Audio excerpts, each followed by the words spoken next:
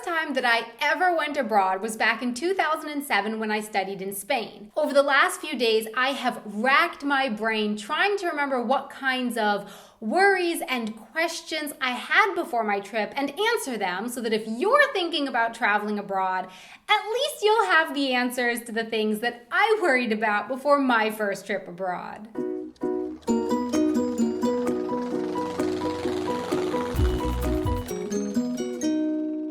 Hey everyone, I'm Donna and you're watching Wanted Adventure Living Abroad. My first and biggest concern was what would happen at the airport. How did it work entering another country? And then also, what would happen on the way back when I wanted to re-enter America? This concern also included what would happen with my luggage. If I had multiple flights, when did I need to pick up my bag and when would it just go through to my final destination? As for the first part, getting into Spain was pretty uneventful. As an American, I automatically had a 90-day tourist visa, which meant that I didn't have to fill out any special paperwork. This also applies for most of the other European countries. I simply arrived, followed the signs to the exit, got in line behind everyone else, and then told the person at the border that I was there as a tourist for 3 months. I did have the paperwork of my booked return flight home, just in case they asked me for it,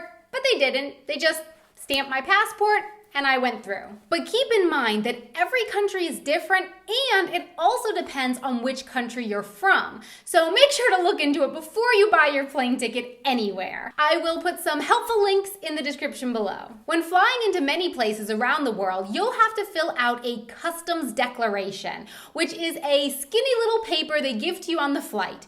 You write down how much stuff you're bringing into the country with you and what it's worth, and sometimes you also have to mark whether or not you are on a farm abroad or if you're bringing any food with you.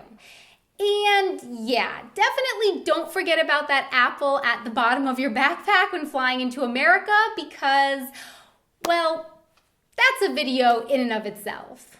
Regarding luggage, generally, if you've booked your flights all together with one airline, your luggage will just go through to the final destination. So if you've booked a ticket from California to France on Delta, but you have to stop and change planes in London, as long as you paid for it all as one, and with that one airline, your bag should just go through all the way to France, but I would suggest you check at the ticket counter every time when you check in your bags just to be sure. Flying into America, however, it's different.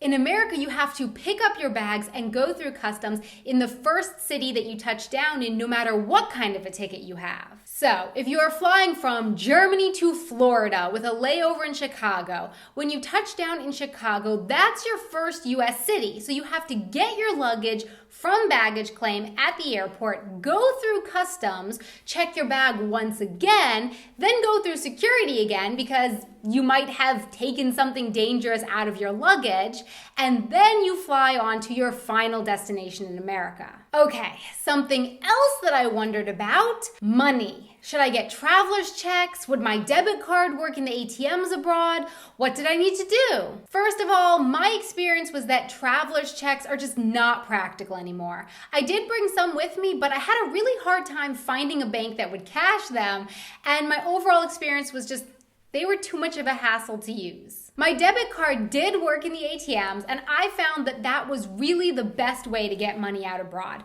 But just be sure to call your bank and let them know ahead of time that you'll be going abroad and for how long so that they can mark that in the system, and then that way they don't think that somebody stole your card and then block your account. Because the last thing you want while you're traveling abroad is a blocked bank account. But in addition to that, I would also recommend exchanging some money before you go, just so that you have some cash in the local currency when you land, in case you should need it for anything. Keep in mind that in a lot of places around the world, people don't pay with plastic like they do in America. Cash is king, so make sure that you have some on hand at all times. Oh, and don't try paying with a personal check from your bank. That doesn't work.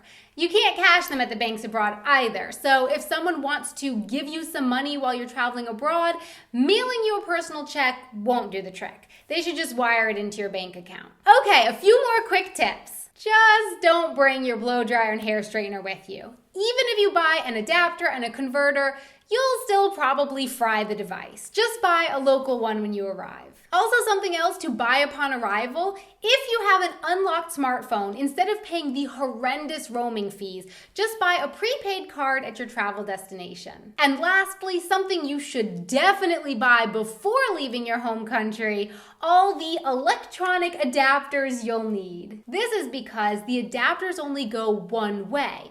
And I found, for example, here in Germany, it's easy to find adapters for people getting ready to travel elsewhere, such as Germany to the UK or Germany to America adapters, but it's not so easy to find the equipment adapting to the German system here. So bottom line, just buy it before you go. So my question for you, of course, is what other questions or concerns do you have about traveling? Please let me know in the comments below, and I will certainly try my best to answer them if I can. Thanks so much for watching. Please don't forget to subscribe and hit that like button. And also, be sure to check me out on Twitter and my Facebook page for more photos and updates. Until next time, Auf Wiedersehen! I'm ready. And action!